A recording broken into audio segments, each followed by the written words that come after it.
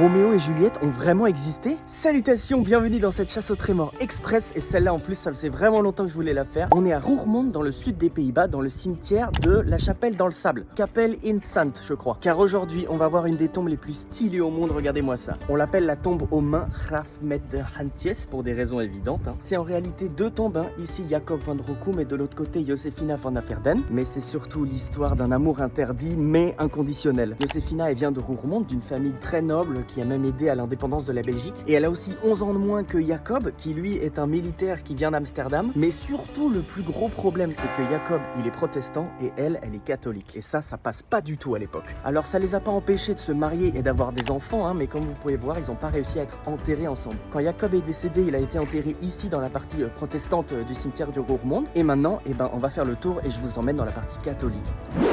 Nous voici maintenant dans la partie catholique et voilà la tombe de Josefina. Quand elle est décédée 8 ans après Jacob, elle a été enterrée ici et pas du tout avec sa famille qui est plus loin dans le cimetière. Et c'est leurs enfants qui ont fait cette sépulture commune pour honorer leur amour et les unir à jamais. D'ailleurs, petit fun fact, Pénélope Bagieux a raconté l'histoire de Josefina dans sa bande dessinée qui s'appelle Culotté. Car c'est quand même un move hyper badass, surtout à l'époque où vraiment ça rigolait zéro. J'adore cette histoire, je trouve que c'est vraiment un super symbole d'espoir, surtout dans un monde de plus en plus divisé. Tellement proche d'un conte très célèbre que je pense qu'on peut dire que